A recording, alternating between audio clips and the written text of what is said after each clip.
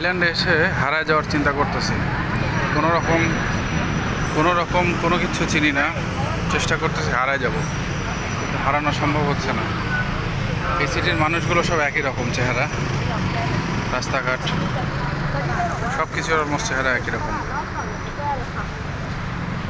কিন্তু তারপরও হারার যাওয়ার সুযোগ নেই। এখানকার মানুষজন অত্যন্ত ভদ্র, ভালো এবং অসাধারণ মেন্টালিটির।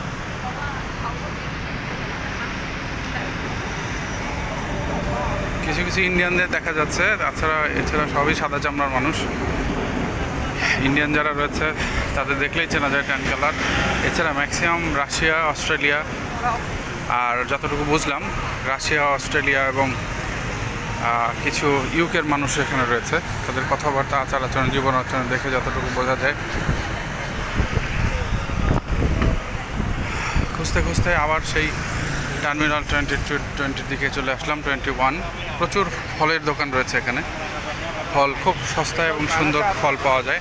এইমাত্র আমি 40 বাতের বিনিময়ে কিছু আম কিনেছিলাম। আমগুলো অত্যন্ত মিষ্টি এবং ভালো লেগেছে, ভালো লাগছে। হারিয়ে যাওয়ার চেষ্টা করতেছি, বাট সম্ভব হচ্ছে না।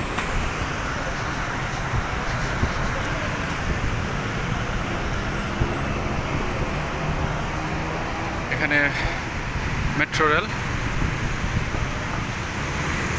যদিও মেট্রো রেলে চড়ার মতো সময় বা ডেস্টিনেশন না জানার কারণে চড়া যাচ্ছে না, বাট আশা করি ভালোই হবে।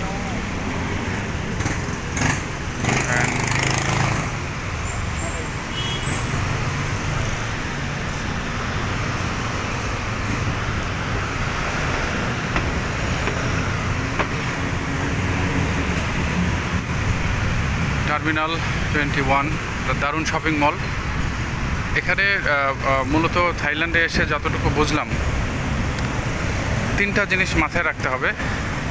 একটা হলো 7-Eleven, এখানে আপনি আপনার প্রয়োজনীয় সব কিছু পাবেন। গ্রোসারি শপ, এটা সম্ভবত সরকারি ফ্র্যাঞ্চাইজি। টার্মিনাল 21, এটা খুব সুন্দর ফুড কোর্ট আছে। খেতে আসলে হাইজিন ফুড এবং আপনি সুস্বাদু ফুড যদি কম পেতে চান, বাংলাদেশে যেমন বসুন্ধরা সিটি রয়েছে, বসুন্ধরা সিটি যেমন ফুড কোর্ট রয়েছে, এখানেও খুব দারুণ একটা ফুড কোর্ট রয়েছে, যেখানে আপনি খুব ভালো খাবার কম দামে পাবেন। এবং অলমোস্ট থাইল্যান্ডের এখন সন্ধ্যা, সব মানুষ হয়তো কাজের পরে ঘরে ফিরছে, রাস্তায় কিছুটা জ্যাম রয়েছে। এবং বাট এখানে ইলেকট্রনিক সিগন্যাল যেহেতু কন্ট্রোল করে, জ্যাম এটা সিগন্যালের জ্যাম। বাংলাদেশে আমাদের ট্রাফিক পুলিশ যেমন হাতে ইশারা করে রাস্তা পরিষ্কার করে, এখানকার অবস্থা সেরকম নয়। এখানে জ্যাম আছে, ট্রাফিক আছে, বাট সেটা নির্দিষ্ট সময় পর পর মানুষ ওপেন হয় এবং মানুষ যেতে পারে। 1 ঘন্টা মানে 10 মিনিট 15 মিনিট আটকে থাকলাম জ্যামে, 5 হাত দিয়ে আবার 5 মিনিট 10 মিনিট আটকে থাকলাম, এই ধরনের বিষয় এখানে নেই। যাই হোক, মোটামুটি ভালোই কাটছে। আজকেই প্রথম আসলাম থাইল্যান্ডে। এর আগে পাতায় গিয়েছিলাম কোরাল আইল্যান্ড দেখতে, ভালো লেগেছে।